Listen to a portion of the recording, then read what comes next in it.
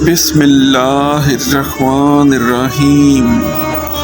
السلام علیکم۔ آج میں آپ کو ایک نوجوان کی سچائی پر مشتمل کہانی بتانے جا رہا ہوں۔ عبدالقادر جیلانی ایک نامور اسلامی اسکالر تھے جو 11ویں صدی عیسوی میں فارس میں پیدا ہوئے تھے، جس میں اس نے اپنے بیٹے کو علم حاصل کرنے کی ترغیب دی۔ عبدالقادر جیلانی کی متعدد سوانح عمریوں میں درج ذیل واقعہ نقل کیا گیا ہے۔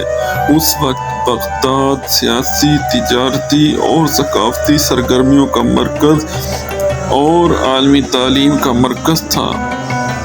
یہ سن کر ان کی والدہ نے اپنے بیٹے کو اعلیٰ وظیفہ کی راہ پر چلنے کے لیے روانہ کرنے پر زیادہ خوش ہوئیں۔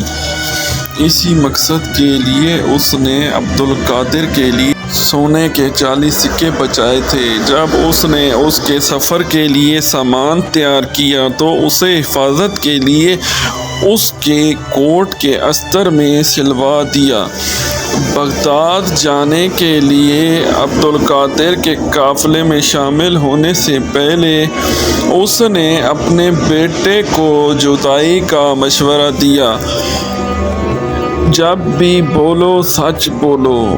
یاد رکھیں، نبی کریم صلی اللہ علیہ وآلہ وسلم نے سچائی نیکی کی طرف لے جاتی ہے اور نیکی جنت کی طرف لے جاتی ہے، اور قرآن ہمیں بتاتا ہے، اے ایمان والو، خدا سے ڈرتے رہو اور سچوں کے ساتھ رہو۔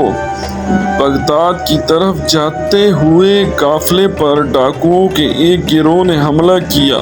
جب غنڈوں نے تمام قیمتی سامان لوٹنا شروع کیا، مسافروں میں سے ایک ڈاکو کو عبدالقادر کے سامان کی تلاشی لینے لگا۔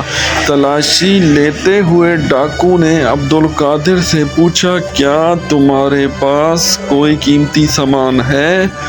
عبدالقادر نے اطمینان سے جواب دیا، ہاں۔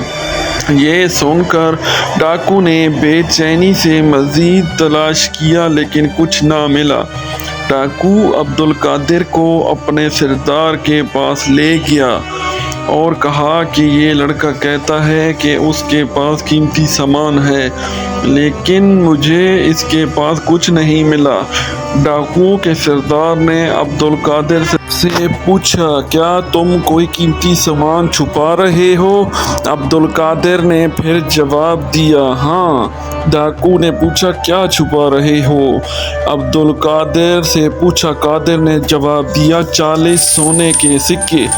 مزید تلاشی لینے پر ڈاکو کو عبدالقادر کے کوٹ کی تہہ میں چھپے ہوئے سکے مل گئے۔ وہ چھپا ہوا تھا، ڈاکو کو پریشان کر رہا تھا۔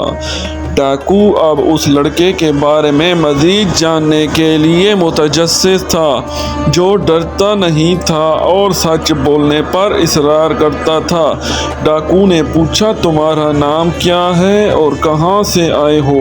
اس نے جواب دیا، میرا نام عبدالقادر ہے اور میں فارس کے صوبہ جیلان سے آیا ہوں۔ تم کہاں جا رہے ہو؟ میں بغداد جا رہا ہوں۔ بغداد میں کیا کرنے کا ارادہ ہے؟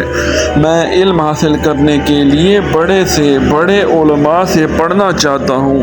تم چھپے کیوں نہیں؟ سچ بولو اور اپنے سونے کے سکے ہم سے محفوظ رکھو۔ عبدالقادر نے اپنی والدہ کی نصیحت اور نبی کریم صلی اللہ علیہ وآلہ وسلم اور قرآن مجید کی ہدایت بیان کی کہ ہمیشہ سچ بولو۔